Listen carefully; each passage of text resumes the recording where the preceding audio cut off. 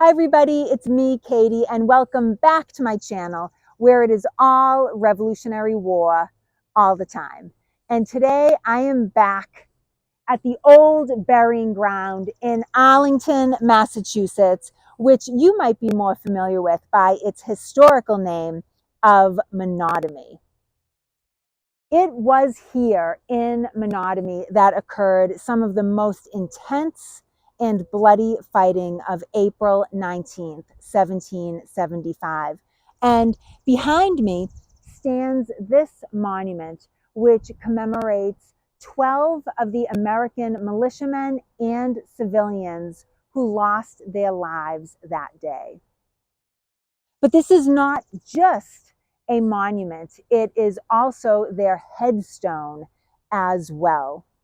9 militiamen from various towns that all responded to the Lexington alarm on April 19th are buried here, as well as 3 civilians from Menotomy who were killed by British troops as they retreated through here on April 19th. The 12 men that lie here were all buried together in one mass grave in the clothes in which they fell on the first day of what was to be the American Revolution. Who were these men and what happened to them? Let's find out. I know that many of us are already familiar with April 19th and the events that occurred on that very fateful day, but let's revisit it again just for a moment because it will kind of help set the stage for our story today.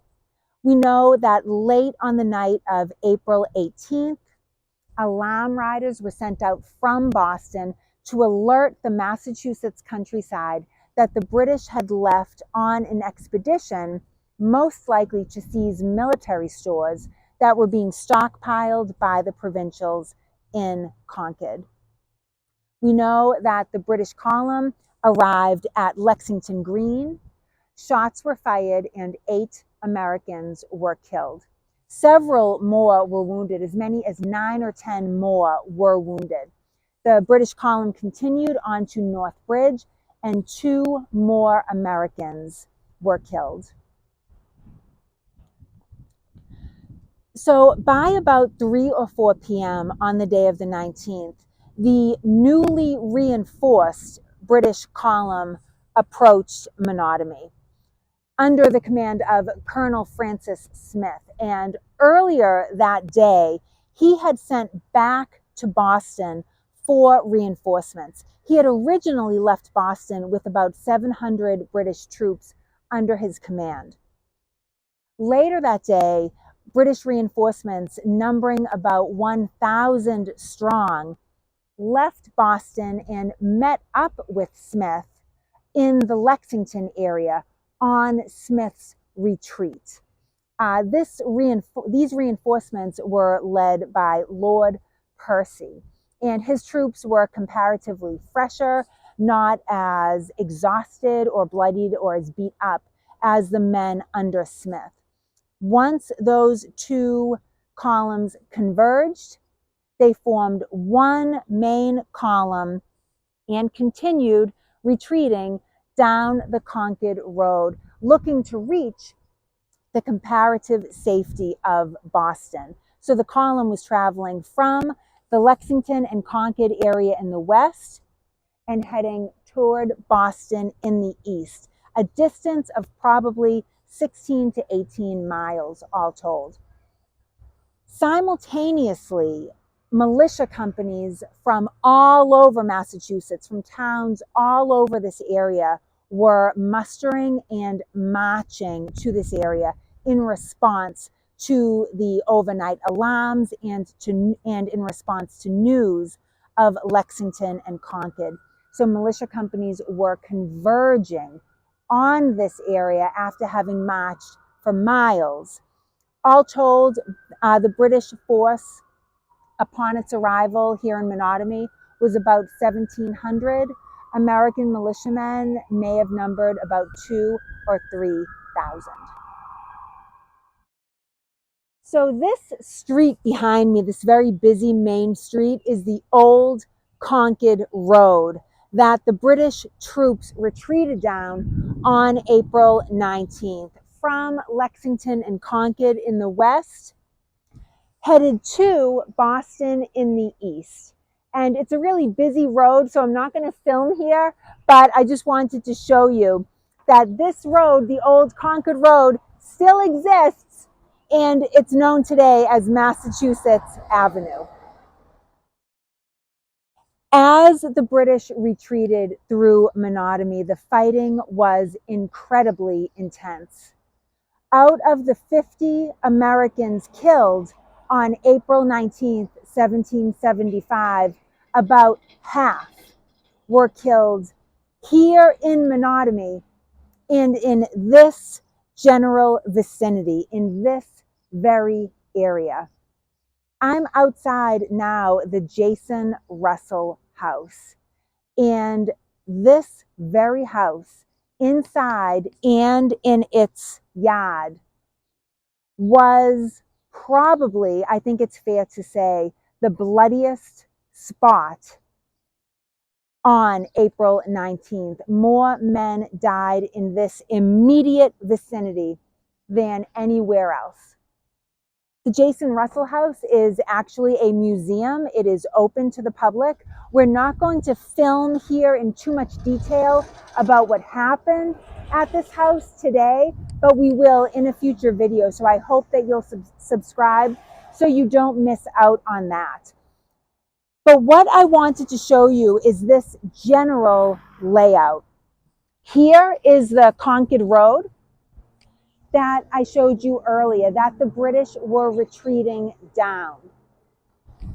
As militiamen responded to the alarm and to the news of Lexington and Concord, they were converging on this area. Men as far away from Essex County, that coastal North Shore area of Massachusetts. Companies from towns like Danvers, Lynn, Beverly, Salem were all here, had all marched to modern day Arlington, where they were converging on the Concord Road. Even though it was a British retreat that turned into a running battle, the British column was not just being pursued from the rear. Companies of militia were arriving in this area in advance of the British column before it actually got here, and they were finding positions along the Concord Road. For example, behind walls such as this, American militia would take position behind walls, behind trees. They would throw up simple breastworks out of wood or shingles, as they actually did here in Jason Russell's yard. They threw up breastworks, anything that will provide any type of cover or protection that they could fire from. As you can see, we are located really close to the Concord Road. And as militia came into this area and took positions, the British column was sending out flanking parties. And what the job of the British flanking parties was to sweep through the fields and through the woods on either side of the Concord Road and clear out, whether by musket or bayonet, any militia that they found, so that the column could pass safely through. So as American militia took positions, what ended up happening, and what ended up happening here at the Jason Russell House, was that the American militia got pinned between the main column and the flanking parties. To escape, some militia ran inside the Jason Russell House, where they were pursued by British troops. And we'll talk about that in more detail in one of my upcoming videos. Other militia were killed here in the yard, pinned between the flanking parties and the main column. Jason Russell himself is shot and bayoneted multiple times on his doorstep and is killed. Jason Russell is buried here under this monument, along with 9 of the militiamen who died on or near his property. So I will read their names to you, and they're also engraved in that tablet there on the monument itself, but I'll read them to you here. Also buried here are William Flint, Abednego Ramsell, and Thomas Hadley of Lynn, Benjamin Pierce of Salem, Lieutenant John Bacon, Amos Mills, and Nathaniel Chamberlain of Needham, and Jonathan Parker and Elias Haven of Dedham. And also buried here are 2 other civilians for a total of 3, and they are Jabez Wyman and Jason Winship. And Wyman and Winship were killed on April 19th, but they were not participating in the Battle of Menotomy. They were actually patronizing a tavern called Cooper's Tavern, and they were drinking at the bar there that afternoon as the British retreated through town. The proprietors of the tavern, Benjamin and Rebecca Cooper, swore out a deposition as to what happened that afternoon. As the British retreated through Menotomy, they were firing into pretty much every house in an effort to clear the houses of militia, as some militia had entered houses and were shooting at the column from indoors. So the British took to firing at buildings in order to prevent them being fired upon. And Cooper's Tavern was one of these places. And in their deposition, the Coopers swore that the King's regular troops fired more than 100 bullets into the house where we dwell through doors and windows. And then a number of them entered the house where we and 2 aged gentlemen were, all unarmed.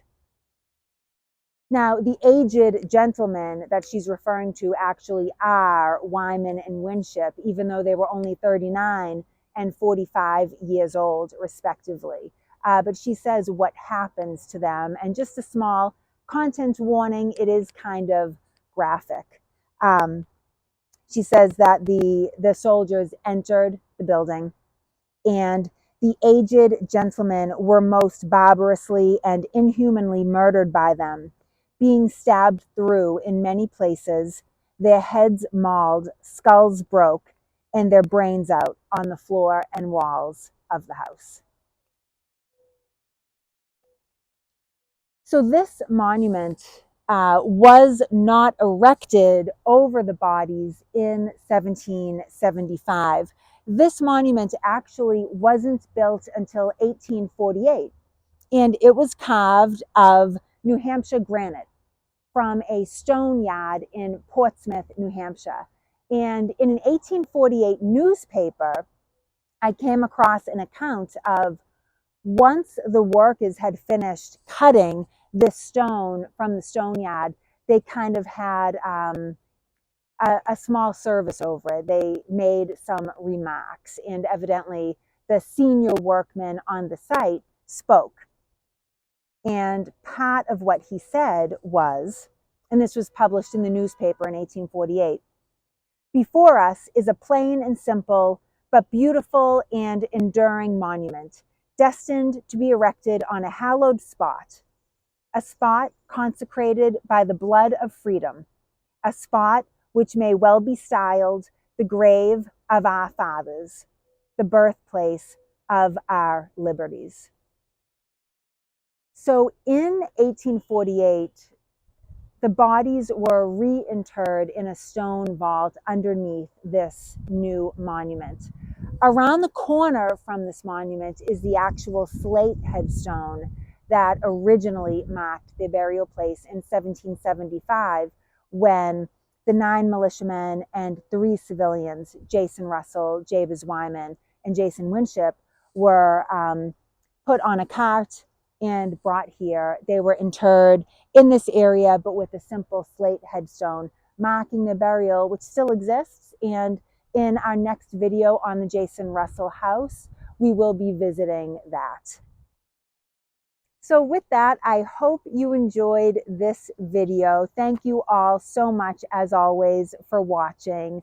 Please let me know in the comments below if you've ever been here to Menotomy or if you find it fascinating. I think the more I dig into the Battle of Menotomy and what happened here, the more intriguing I think it is. So I'd be interested to hear your thoughts as to whether you've ever been here, is it on your bucket list, and what do you know about the Battle of Menotomy, or is this the first time that you've heard about it? I hope that you'll consider subscribing to my channel so that you don't miss out on any future field trips or videos, or that you'll consider liking this video or even sending it to other history buffs in your life so we can continue to grow this Revolutionary War community. Again, thank you all so much for sharing the journey with me, and I'll see you on the next video.